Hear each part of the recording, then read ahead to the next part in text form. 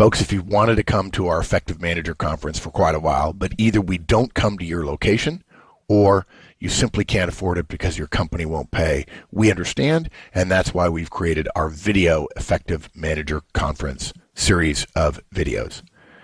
You will be able to see the entire conference on video, including the practice, broken down into small 10 to 15 minute segments.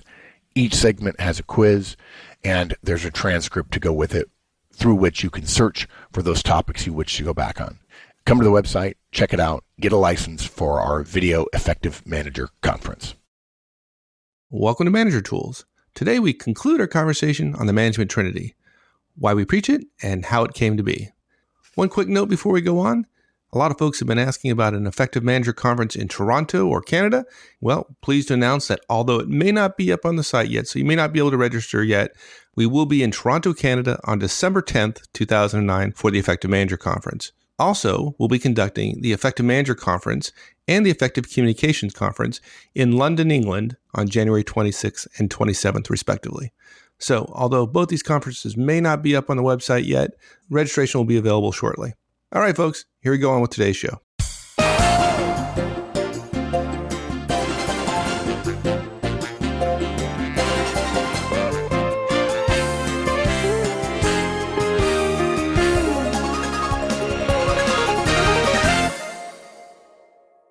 Okay, so we've talked about one-on-ones, we've talked about feedback. Now we need to talk about the third thing we know that all great managers do, which is regularly ask for improved performance. And our teachable equivalent for that is coaching. Yeah, it's great managers, the ones we've talked to, don't leave their directs development to chance. They don't think that when they hire you because you have good skills, that those skills with a little bit of improvement by goading and coaching and encouraging and feedback and constantly talking about performance, they don't think that's enough. They want you to be 15% better, not 5% better at the end of the year. They take an active, hands-on role. Some of them are more about goal setting and providing unlimited resources. Some of them are more about talking it through and being a little bit of a trainer. Some people are more about connecting them with their network, whatever form it takes. It's an active, hands-on role. They set goals with their directs. They follow up rigorously. And maybe it's not a project day to day, week to week, but they don't ever let them off the hook. It's like, okay, here's your goal. In 3 months, I need you to be here. I need you to be able to master LIFO accounting.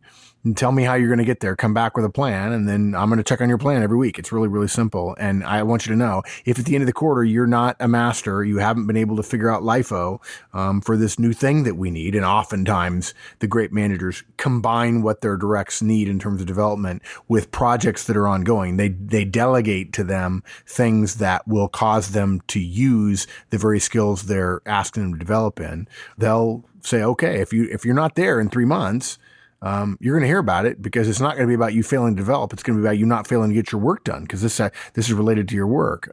They follow up. They hold people accountable. If you lack drive to improve yourself, you're not going to do well working for a high performance manager. Now, look, you may say to yourself, if you're one of those managers, if you're listening to us right now, you're listening to Mike and I, and you hear us say that, if you work for a high performance manager, they're going to drive you. If you say, well, I'm not sure I'm comfortable with that, frankly, you may not ever have a shot. No offense. We don't mean to be rude. We're just going to be candid with you. You may never have a shot to be a truly, truly great executive. Now, look, you can have a fabulous career in the corporate world or the large organizational world or even the small organizational world without being a truly, truly great executive. But if your standard is get the most out of your people and do your very, very best, you've got to figure out some way to get the most out of your folks. And human nature in organizations is such that you will not get the most out of your folks that you possibly can. Great managers and leaders know this, simply by hiring good people and knowing them, or whether you hire them or not, knowing good people and then giving them feedback constantly and getting some sort of slow 3 to 4 to 5% organic growth, the kind that happens with feedback. You're going to have to ask them to step up. You're going to have to demand that they do better. And people are going to look back and go, my gosh, I never dreamed I'd get this far. I never could have done it without him or her. Those who don't want to grow don't last long. There are no surprises at the end of the year working for a highly effective manager or executive because they're talking to us every week about how we're doing. The great managers and leaders, she's had repeated conversation with her directs about what she wants and what the organization needs, and then says, okay, and here are your skill gaps, and here's what I need you to work on in the next year. Tell me what you need to do it.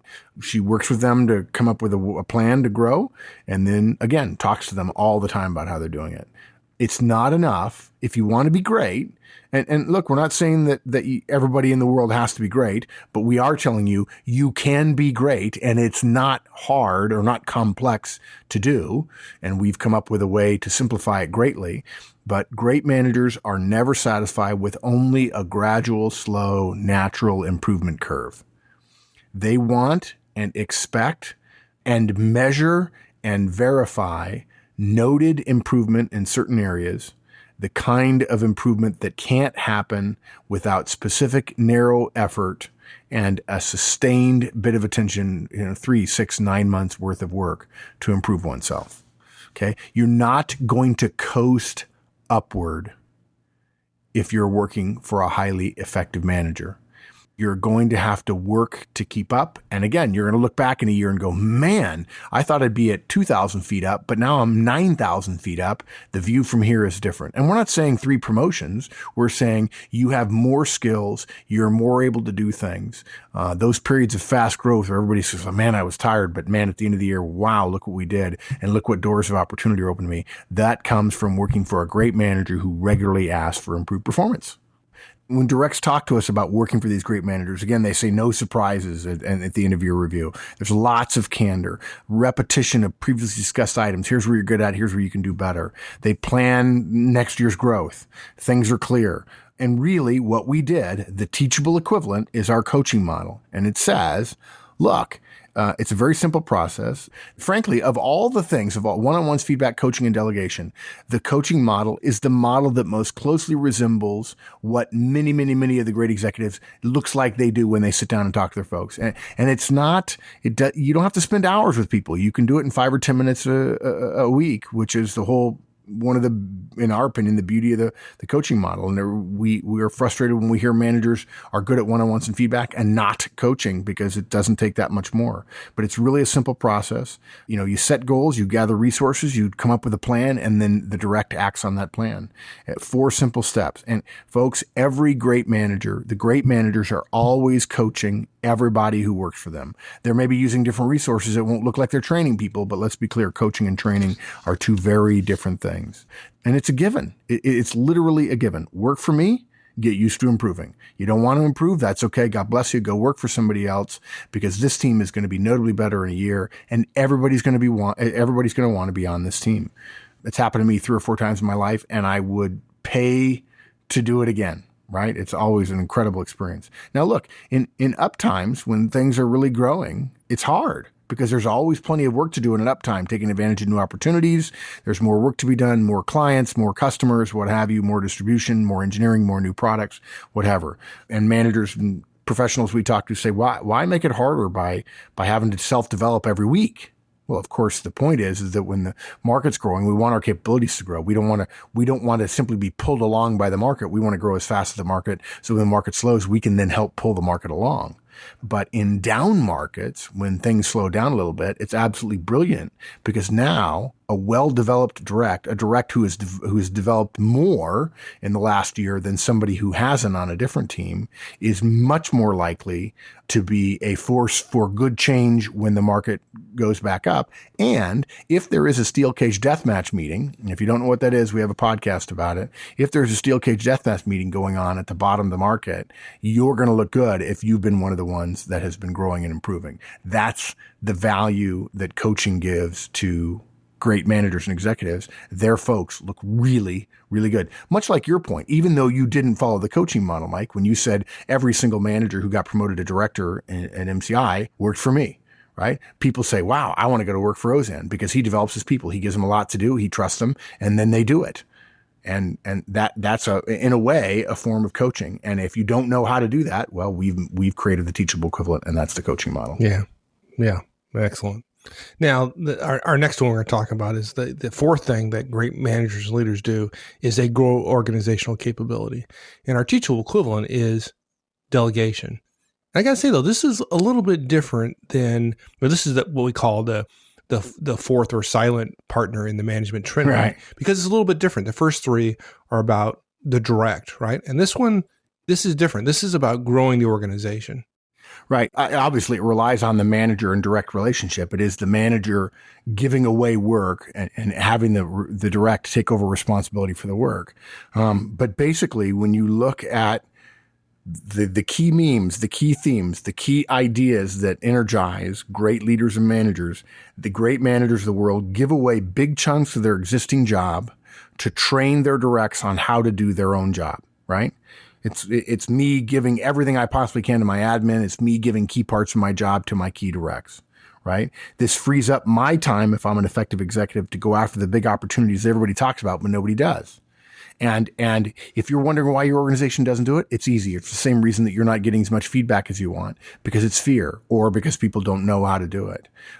The great managers push stuff down immediately, and their directs say, I'm always swamped. And in fact, part of coaching is giving people a lot of stuff to do and then saying, okay, I've got to coach you. I know you don't know how to do this. Here's some things, some resources you need to take advantage of, and come back to me in a month and tell me what you've done, and I'll touch base with you and make sure we get you where you need to be.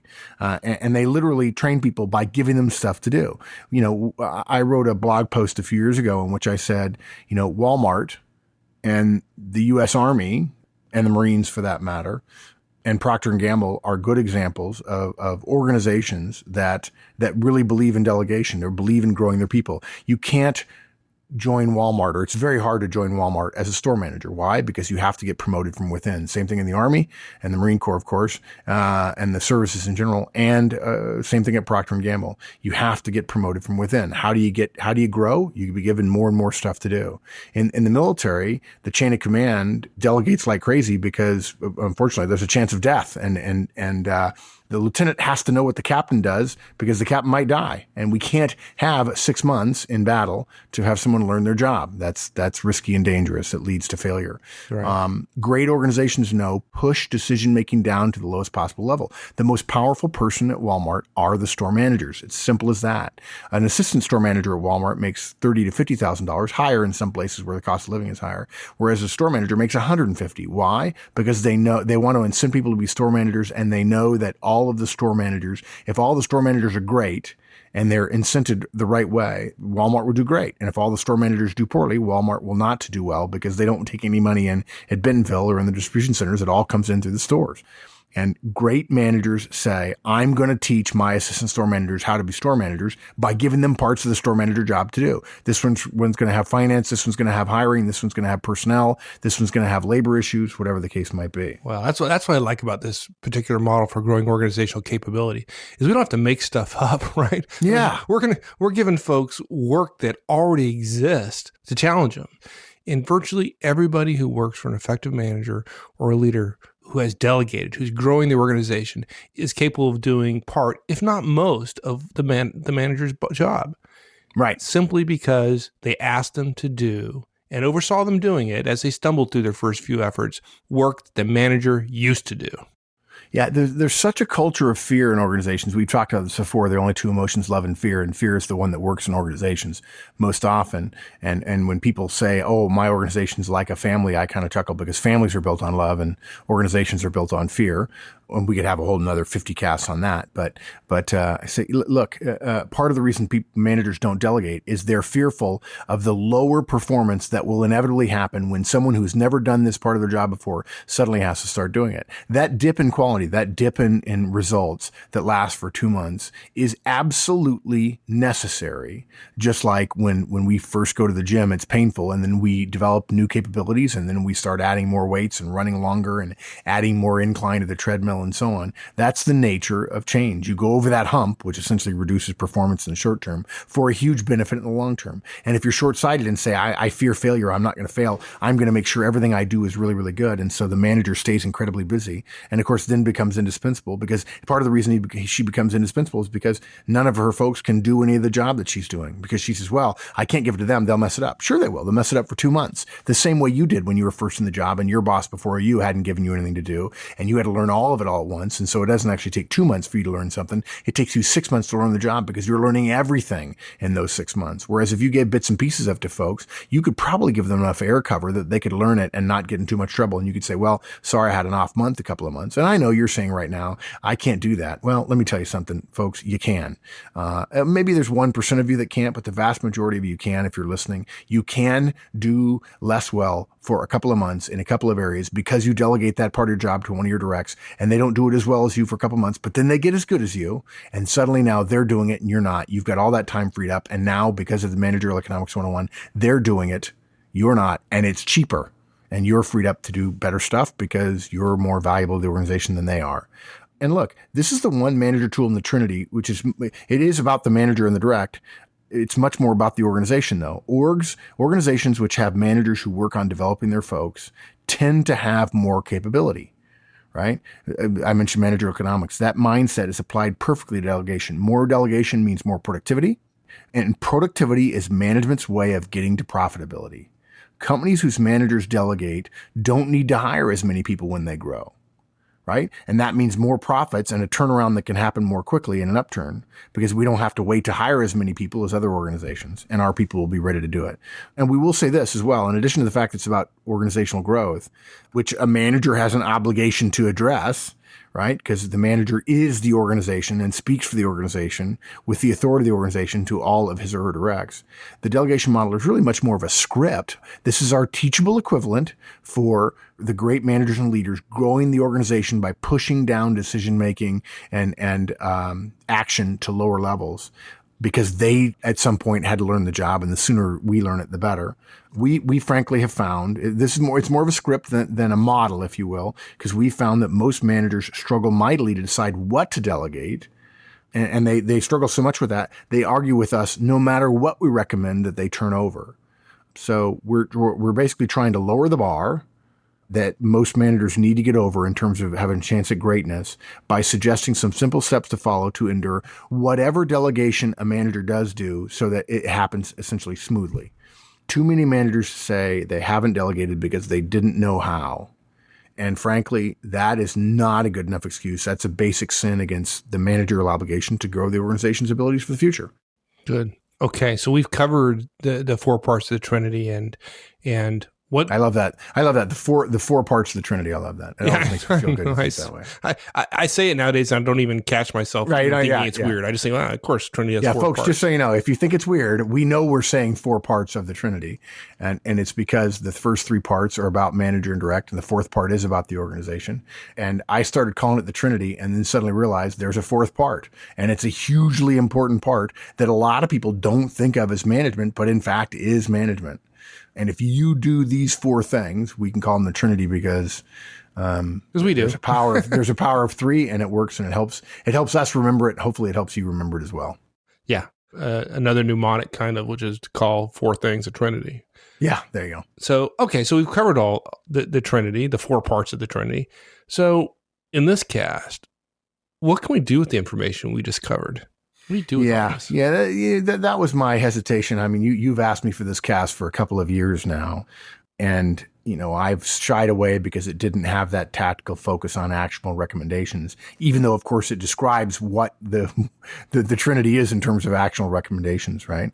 But here is what we recommend you do with this cast ideas in the background here. The first thing is, folks, use this. I mean, I know we're probably speaking to a pretty small part of the audience, and we still feel strongly, if you're someone who's inclined to agree with us here, please take action and let us know how it goes for you. First thing, tell your directs why you're doing what you're doing. Look, include this cast, the ideas in this cast, in your rollout of the Trinity. Encourage questions about what you're doing and why you're doing it, right? It's okay to have your directs say, well, gee, bosses I've done work for, I don't know that they did that. Well, maybe if you looked harder, you'll see that they did these kind of things. And don't hesitate to say, well, we're not saying every boss does it this way. This is just teachable equivalence, right? That kind of discussion, without even knowing all the right answers, believe it or not, is not a sign of weakness. It's a sign of strength. It's counterintuitive to most of us, but it's true. Explain to folks that you're trying to become more effective, right? And you believe these models are going to help you do that. Don't be afraid that sharing the background will give away what you're doing. You don't want people to be surprised when you give them feedback for the first time. We recommend in the Trinity rollout, if you come to the conference and we describe it in great, excruciating detail, we recommend you tell them, I'm going to do this. I'm going to say this, and here's why I mean it. And it's not personal and so on. Don't be afraid that sharing it, because trust that the more your directs know about your efforts, the more they'll be able to understand and assist you with your own efforts. Also, I mean, this is useful information in terms of convincing others to try these tools, right? Many managers out there aren't willing simply just to do. They need more background, more proof, more theory, more convincing than others. And They want to know the why. And we shared that with you. Yeah. Some folks just won't take action without understanding the background of the ideas more completely, how they came into being. And hopefully this cast will help them be able to feel comfortable with the concepts we're talking about and really begin to believe in them fully, so that will lead them to action. And then the third thing is, look, and this is something that's helpful to us. It always amazes people when they come up to Mike and I during breaks.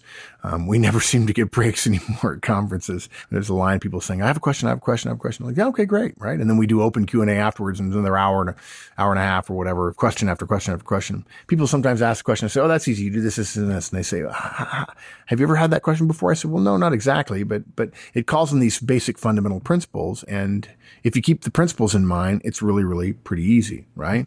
My son Drake is learning algebra. And I said, look, it's real easy. Figure out what the variable is you need to solve for and isolate that variable. If you move in the direction of isolating the variable, you're going to get closer to where you need to be.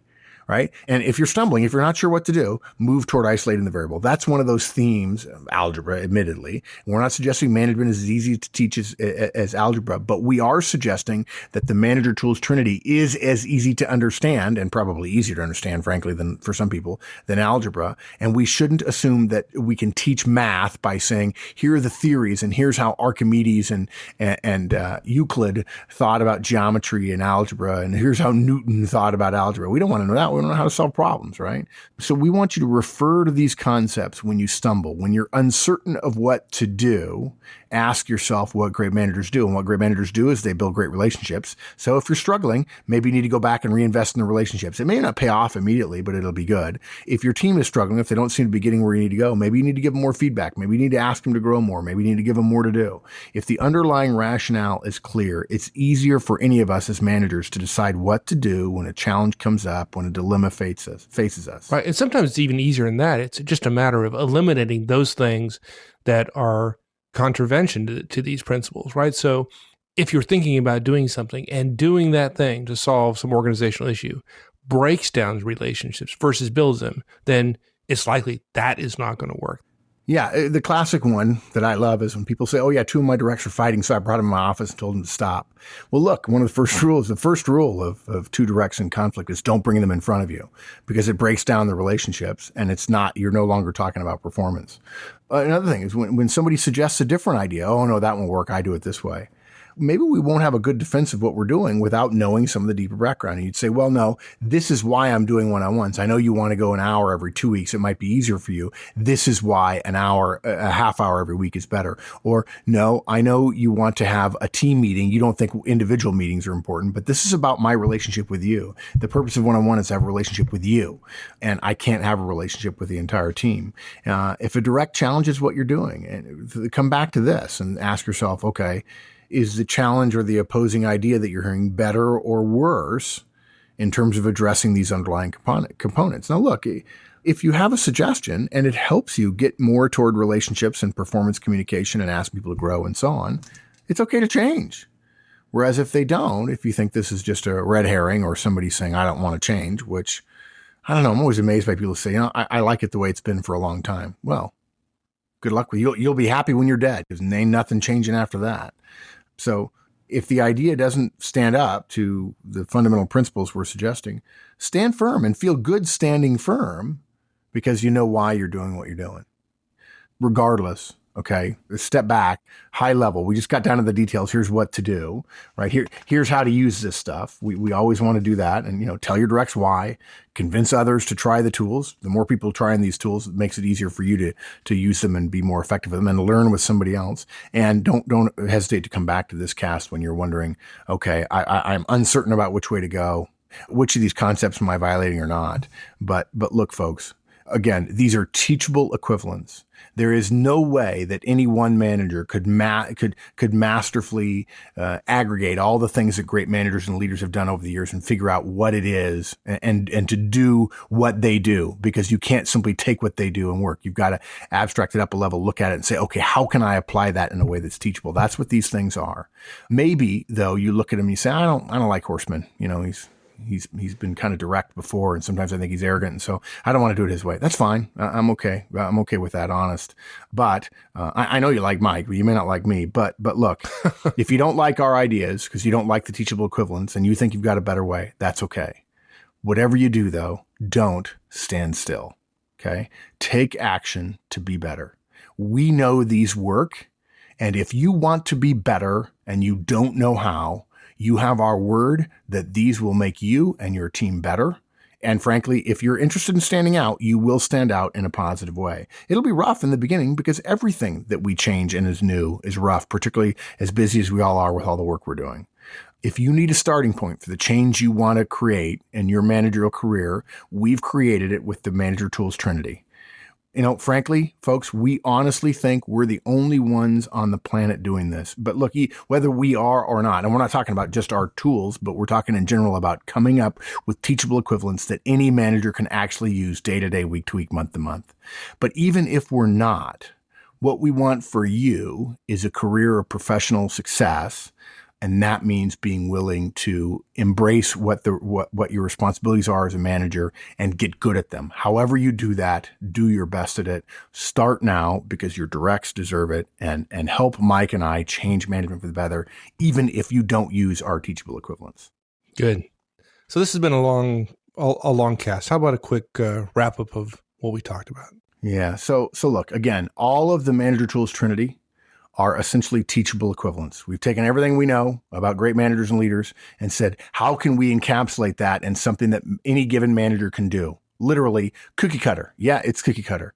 And some of you will outgrow it or you'll change it, and it'll be, frankly, every single one of you who applies it will change it and become yours. And that's okay, because this is designed to reach as many managers as possible. And yet every manager is their own person. Right? And then what we did was walk through one-on-ones, feedback, coaching, and delegation, because great managers know their people exceptionally well.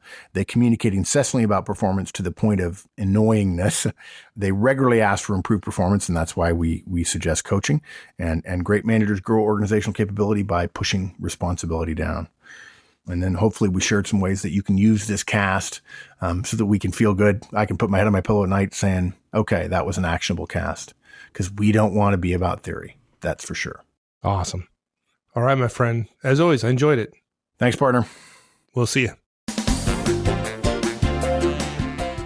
Thanks, everyone. That's it. We'll see you all again next week. So long.